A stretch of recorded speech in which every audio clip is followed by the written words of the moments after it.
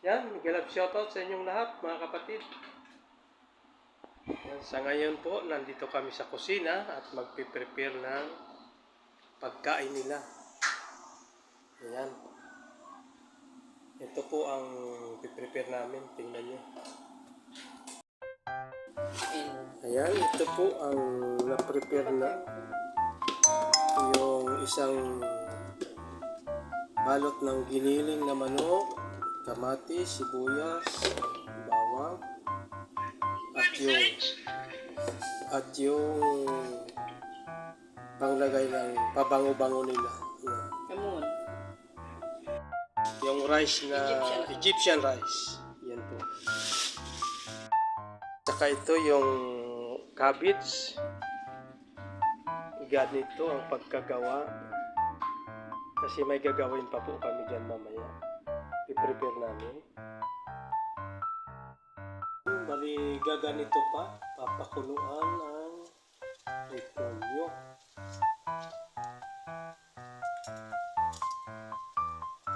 Yan po ang pangbabalot doon sa pinagmikos-mikos kanina. Na isang mushroom, 400 grams, kamatis, sibuyas, bawang, saka yung parsley. Ayan.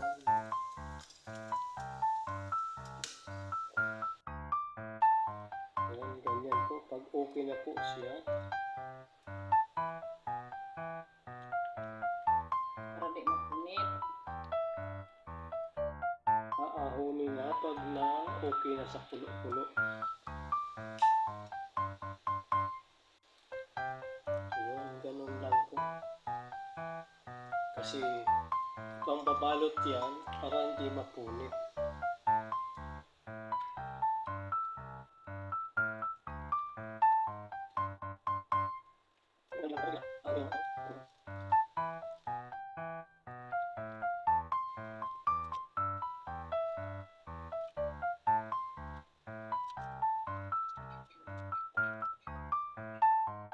Po yung parsley, inihiwa na. Dali pang halo po dito. Hinahalo na po. Imimix na niya. Ay, pinagmikos-mikos na. Ganyan lang po, mimikos-mikos. Ito pa. Ito isang madjigaw na itutunaw niya at isasama dito. Ayan na, namikos-mikos na po. At may isusunod pang imimikos-mikos.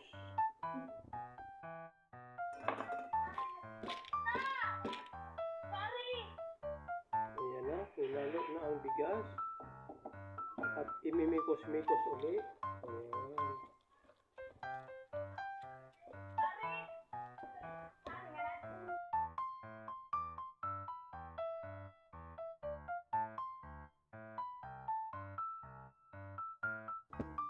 Ayan, tapos na po yung mga pakuluan. Yun naman po ang gagawin.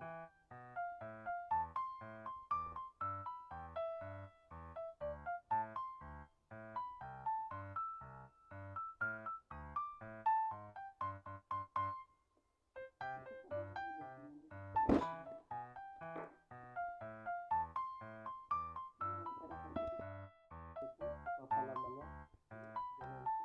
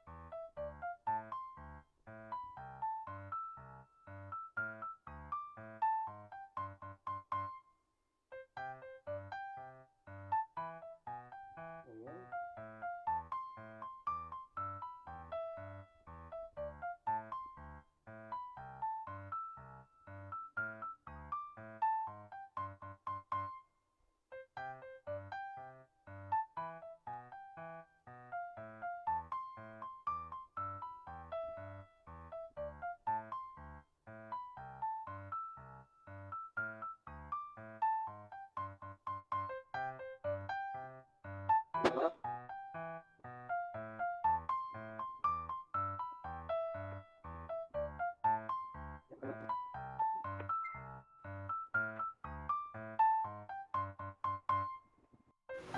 po, nakarami na ng nabalot.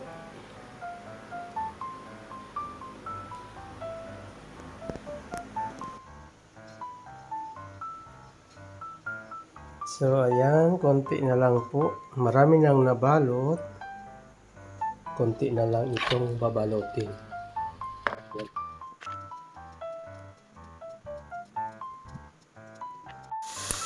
Ayan, naggisa na naman po ng sibuyas at bawang para po ito sa paglulutuan ng mga nabalot.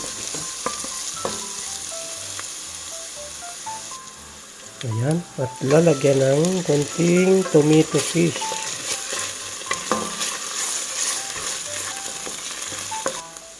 So, ayan, okay na. Ganyan na po. At ito naman po yung patatas na iniwa ng medyo manipis. Ang gagawin po nito ay isasalansan dito. Yan, parang sapin po sa binalot para hindi masira at pangpalasa rin po yan. Para medyo malapot ang kanyang sabaw-sabaw mamaya.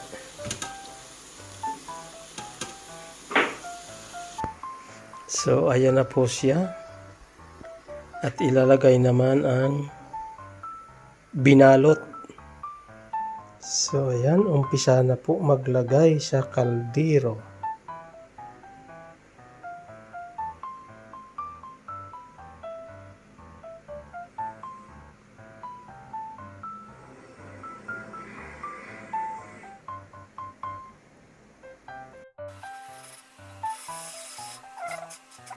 Yan, ganyan lang po. Isasalansan para hindi po magbuka ang mga pagkabalot. Kailangan yung masikip. Huwag yung bukang-buka.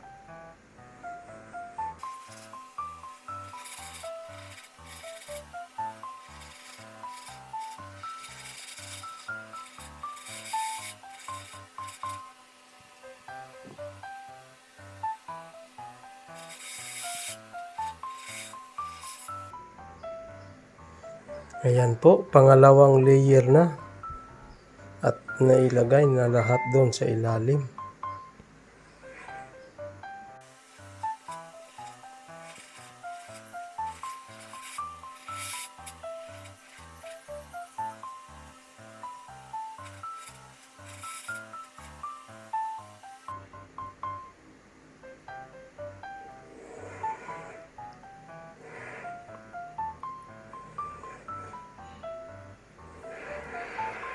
Yan, tapos na po.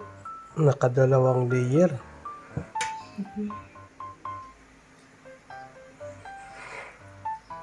Ayan na, linagyan po ng sabaw. So, ayan. Dinagdagan pa rin ng paminta. Para pag kumulo mamaya, magkalasa. At saka itong kamon, ang paborito nila. Powder na kamon. Saka ang tubig po niya, ganito lang po. Yung nakaano lang sa kanyang label. So, ayan. Linagyan po namin ng ganito na plato para hindi magbuka pag nagkulo mamaya. At saka binalot namin para for sure kung mabasag man, hindi makahalo sa niluto. Halimbawa man, bapa, hindi naman siguro mababasag yan. So, ayan, tatakpan na at isasalang na. So, ayan, luto na po. Isi-serve na. Bubuksan na po natin ang ating niluto. Yan. Wow.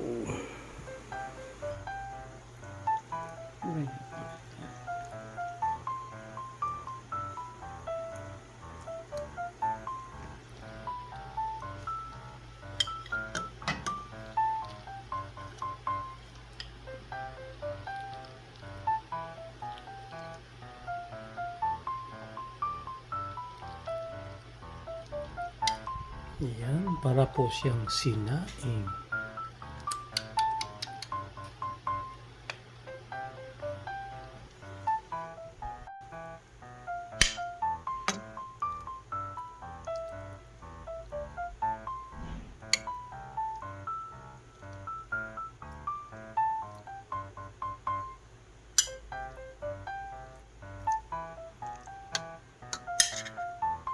Pwede na.